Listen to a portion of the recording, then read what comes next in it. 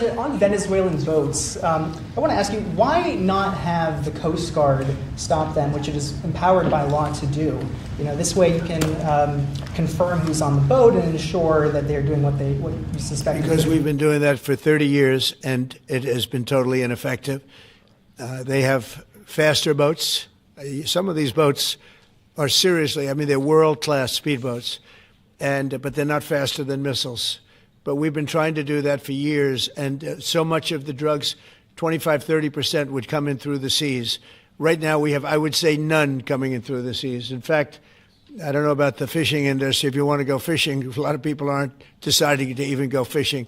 We've almost totally stopped it by sea. Now we'll stop it by land. What's the next But step? it never worked. It never worked when you did it in a very politically correct manner.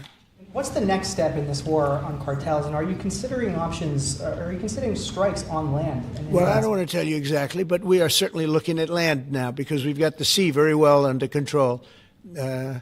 We've had a couple of days where there isn't a boat to be found. And that, I view that as a good thing, not a bad thing. But we had tremendous amounts coming in by boats, by very expensive boats. They have a lot of money, very fast, very expensive boats that were pretty big.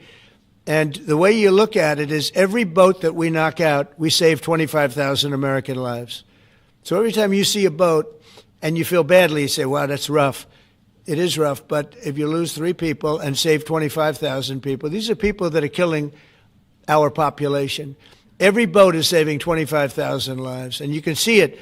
The boats get hit, and you see that fentanyl all over the ocean. It's like floating in bags. It's all over the place, and it's a tremendous we're saving tremendous amounts of lives. Welcome back to the Deep Dive.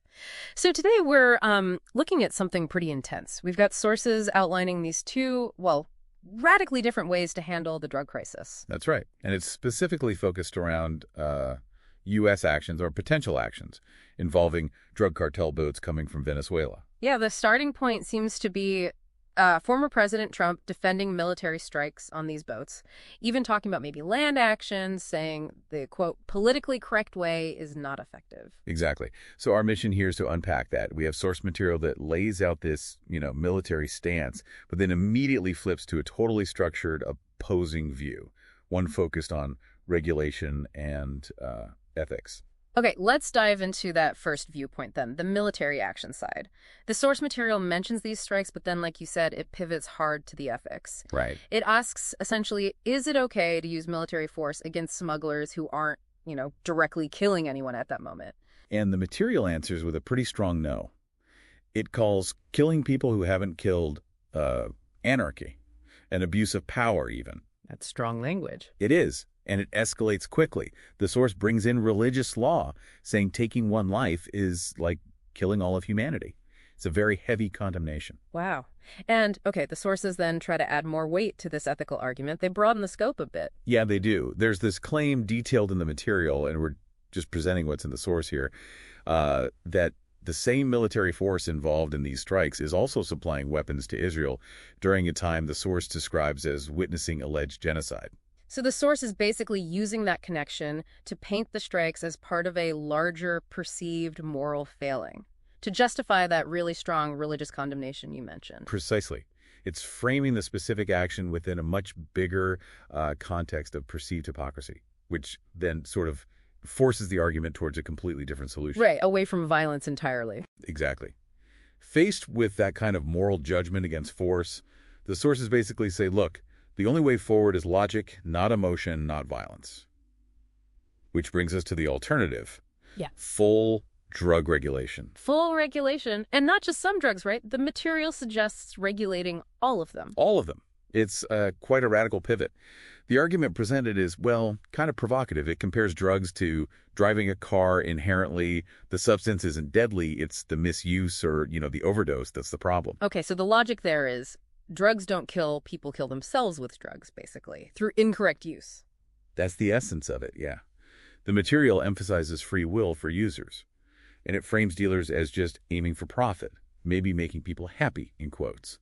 So punishing supply or use is seen as missing the point. So if that's the problem framing, what's the actual solution proposed? How do you regulate everything safely? Well, the focus is on purity and control, like pharmaceutical-grade control, regulated the product itself, how pure it is, how it's used. The idea is to make them, quote, harmless to use. Harmless through regulation, treating them like any other controlled consumer product almost. Kind of, yeah. And there's even this interesting sort of philosophical underpinning mentioned in the text. God didn't make anything for no reason. Huh.